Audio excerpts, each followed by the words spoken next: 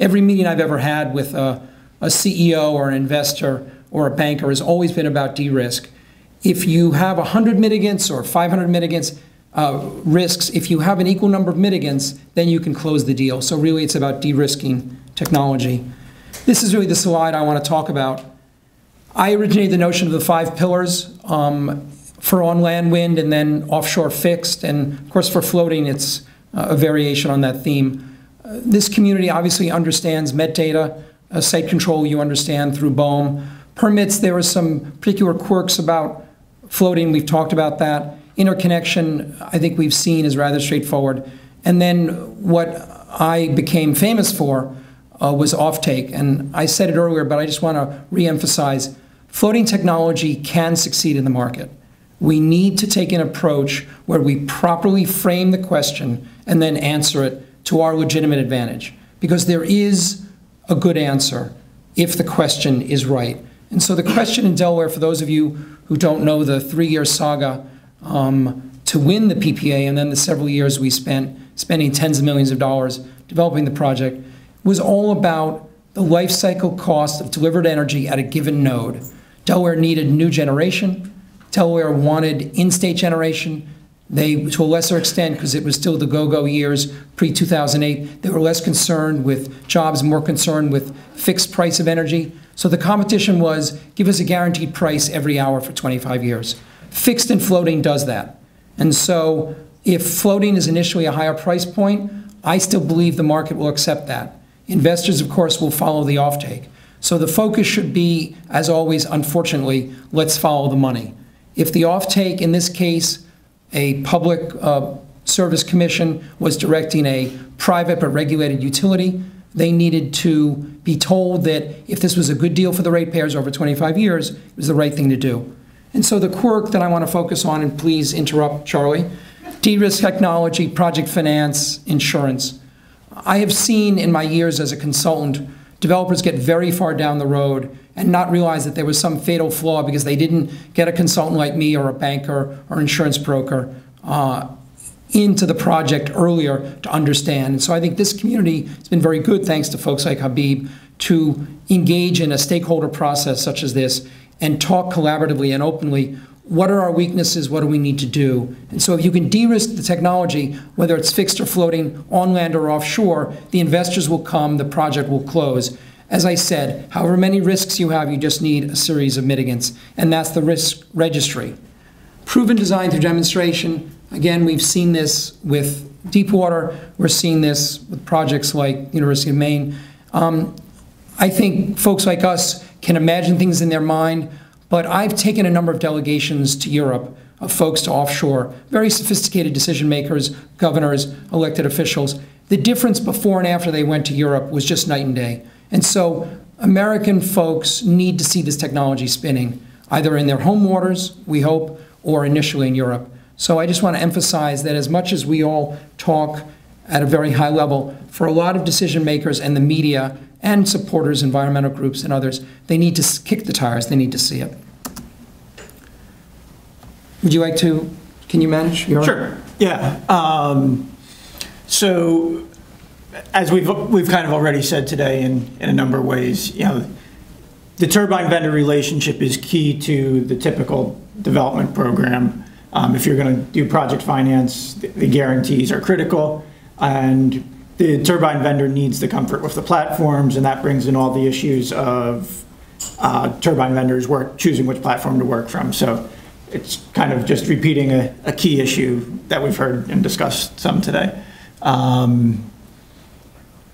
And so, you know, from a developer's perspective, what we would love to see, you know, we talked about kind of the 30 foundation designs and the turbine vendor not knowing which one to pick. I'd love to see 30 turbine vendors with 30 foundations. That's what I'd like to see, yeah, as a developer. And I think that certainly is meaningful for the cost considerations to the ratepayer. And I think there's a story on land, and Peter, I don't know if you want to dig into that piece. I have great empathy for the folks at Alstom and other places who legitimately have finite resources. But what I saw when I did on land development, I developed Montana's first project, is a rising tide can lift all boats. There's obviously a risk for turbine vendors to spend the money, but if they put attractive products in the market, I would argue the pie grows larger and people make lots of money. Stephen, do you want to talk about? Sure. Yeah. So there is obviously this issue of finite engineering resources. As we're moving this forward, we really do need turbine vendors to be able to take whatever steps they need to do and support them in what we need to do to get the warranted power curves. And the platform-specific nature of some of that. Kind of a minor point, but if we're looking at deep water sites, we're not going to build a fixed Met tower. That's just out of the question. So we've got to have the financeable wind resource data. And floating LiDAR seems to really be moving into that role, which is good news for the entire community here. And an issue to think about, I think it's already come up a couple times today again, but is, we get one of these demonstration projects out there. There's already a couple. How do the learnings from that experience get communicated to the larger industry in such a way that it really advances the industry? I think there's some questions to ask there, and there's some tensions there with IP and other issues as have been raised. I want to I used to open speeches by saying I was born and raised on a small island off the coast of the United States, and growing up on an island, I was very sensitive to the notion of being isolated, expensive power. Of course, that island is Manhattan, but we do have very expensive power, not quite Hawaii, but not quite Long Island, but perhaps the third most expensive. But the joke, I think, has a larger truth. Walt and I have worked very collaboratively over the years. I think it's important that NREL and equivalent bodies are doing the kinds of studies to understand the premium locations. I often say that offshore wind is a premium product for a premium location. When we think about places like New York City and Long Island, I led the effort to get the RPS in New York State. You have transmission constraints. The project I developed in Montana is never going to deliver power to Manhattan. Even upstate wind in New York is not going to deliver power to Manhattan. But the ocean can deliver thousands of megawatts into Manhattan, the 5 boroughs in Long Island. And so we should all be very loud and proud that this is a premium product for a premium location. And NREL and other bodies like that can work collaboratively, figure out the right locations to site this, and then we can develop those markets. Charlie, you haven't asked a question yet.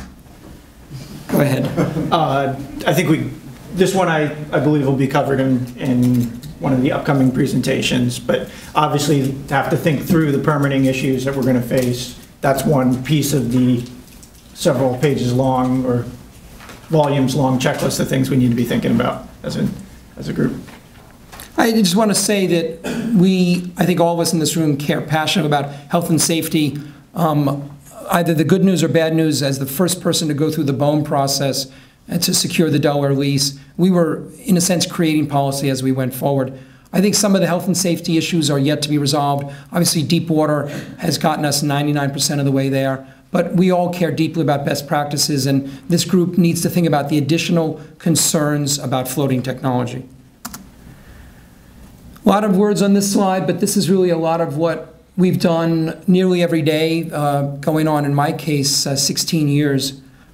Stakeholder outreach, a lot of articles, and now Yale University studies the way in which I did Delaware versus Cape Wind. You can't do enough stakeholder outreach. We all speak, I think, a rather common language, but to reach out to the various groups, to first allay their concerns and then excite them, get them passionate about what it is we're doing. When we talk about this technology perhaps being more expensive, the folks in Delaware saw this, as someone joked earlier, about iPhones. They didn't know they needed till they saw it. Once they saw that there was a better mousetrap, a cleaner, better, and at the end of the day, cheaper technology for new generation in Delaware, all of Delaware rallied around it. The legislature unanimously approved it. The review committee, including the governor, unanimously approved it. So I just want to appeal to all of you to say, you can't do enough outreach, you can't do enough education, you can't do enough media relations, you can't excite enough health groups and environmental groups. The good news about floating, I would argue, is some of the conflicts we saw on Cape Wind can be eliminated. This is farther from shore, technically perhaps over the horizon, largely literally invisible, but we want to make visible in the good sense. And so I think that there's a better story for floating than fixed. Domestic content in my 7 years chairing the offshore wind group, I always famously said, supply chain follows the projects. We need to manage expectations and say to folks that the first few projects will come from remote places, Europe, et cetera, places with cheap ingredients. Henrik, I think your points were very well taken. And then brought to a quayside and then assembled and then brought out. But eventually, you do have to tell the story of domestic content. And then, of course, many of us in this room, including myself, worked for a couple of years in the DOE Wind Vision. It's all about the levelized cost of energy. And I do want to talk about my 14 years on the board of AWEA. I'm embarrassed for the United States, the foreigners in the room, that we don't have regular energy policy at the U.S. Congress. I'm embarrassed that the tax credit has expired 9 times and is currently expired. It's really inappropriate that we don't have energy policy. Be that as it may, we need to drive down the cost and eliminate tax credits. I, of course, think that they're perfectly appropriate. I'd like to see all energy subsidies removed. Failing that, I'd like to see a levelized playing field where we, as the President has said, have a permanent wind subsidy. But we need to try to drive, as DOE has challenged us, to a day when there are no more tax credits. And to that end, the investor pool increases. There's a limited number of folks who can do this. They need to have a tax appetite. But really, if we do it this way, we can have a greatly expanded notion. Steve's going to talk about vendor relationships in the Jones Act. Sure. Vendor relationships, basically that concept that Peter raised, that when there's projects, and we heard it from Henrik, we've heard it from others, when the turbine vendors see the market, that's really one of the ways to move this forward. Jones Act, try to summarize in 30 seconds. For the naval architects that are US based, this is old hat, but for the Europeans, basically we have a law in the US that severely restricts how we can access the international turbine installation vessel fleet. That law is unlikely to change in the near future, and there's ways to deal with that. It's not a showstopper. Floating foundations is one of the strongest ways to deal with that issue in the US. I don't want to take too much time. We're still ahead of schedule, but I want to allow time for questions, I hope. Legal and financial, all of these issues are solvable. This is what developers do every day. This is a suite of contracts. You need to work with a lot of parties around a closing table. The financial relationships are obviously crucial. I have pioneered the notion of engaging with those stakeholders early and often. But at the end of the day, floating versus fixed, you can certainly do it. There are no deal killers here, and it may eventually even be simpler given the historic European challenges involving interface contracts and finger pointing when something goes wrong with offshore installation. All of that gets eliminated, one believes, with floating. And then, Stephen, you want to talk about site analysis and O&M? Sure. I think there's potential that floating foundations deal with some of the issues that come up in regards to early development spend. Geotechnical requirements that seem to be the current state of the art in the U.S. are substantial, and it's a lot of money on the early side of the project. Also, piling noise is something that's clearly been an issue that's been raised from the environmental community, particularly with respect to the Northeast. And there's definitely some potential there with anchoring techniques and stuff that basically eliminates that question. And just our final point, in this economy since the Great Recession of 2008, in all the meetings I've ever had with any stakeholders, it's always about jobs, jobs, jobs. And so this community of folks in the floating offshore world can tell a good story about jobs. We were able to, along with my other developers in the offshore business, we were able to eventually tell a good story about fixed bottom jobs. And if you look at the legislation in Maryland, I was a leader there, and in New Jersey, they're all about proving a net economic benefit. I expect that will continue to be the mantra of public officials, but we in the developer community can deal with that with you folks as our partners arm in arm, and we can deliver the jobs and deliver great projects. Thank you. Thank you.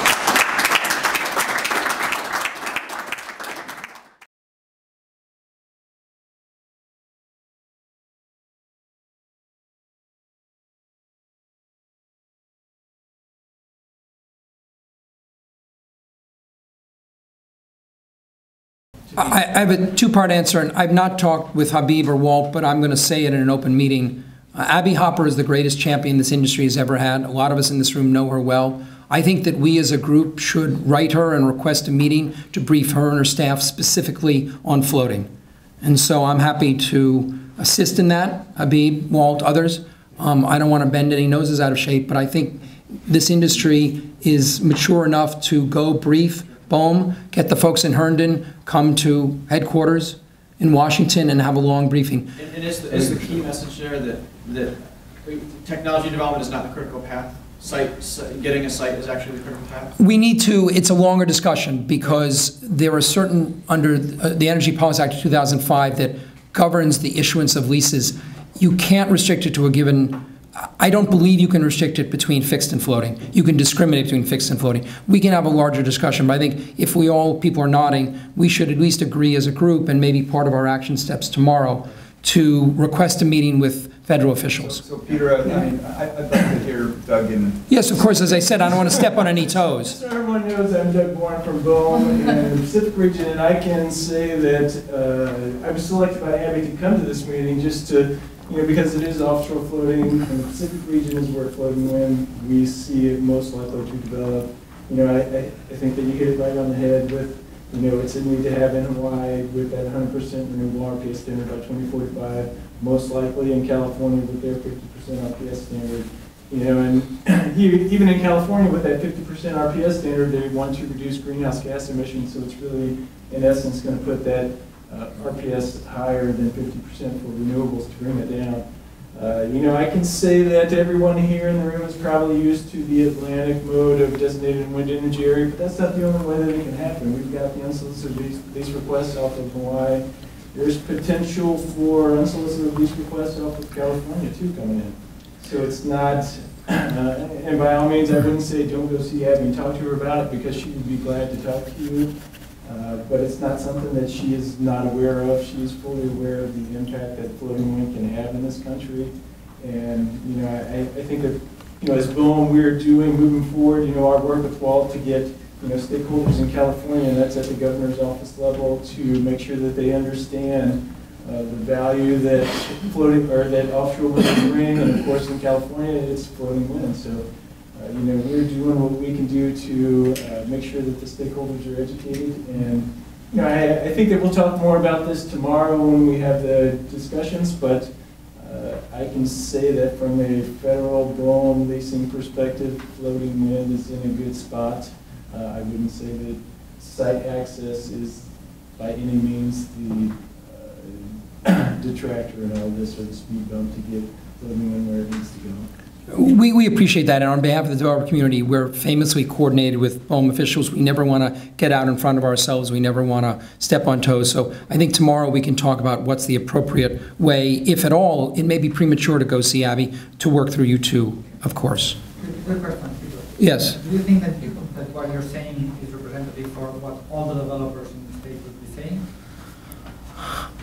I have a pretty good sense of my fellow developers. I chaired the group for many years. I always try to take everyone's temperature. I ran my committee as a consensus group. Obviously, by definition, I only speak for myself, but I think you'd find that the development community is simpatico to what I'm saying, and I'm happy to convene a group of developers at any moment on the phone or in person to talk about stuff.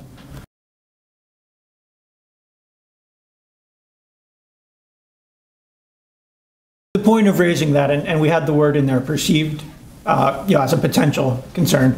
If we had more time, we would probably spend a little more time just talking about the investor due diligence type process. So we're not saying it is a concern. We're saying all the technology issues need to be able to be presented in such a way that the money can. I think the burden's on us to show that it's not an issue. Right. Exactly. And if Aon, to Stephen's point, if Aon and Marsh were in the room, they would tell you that 80+% of all the lifetime insurance claims in the global offshore wind business are about cables.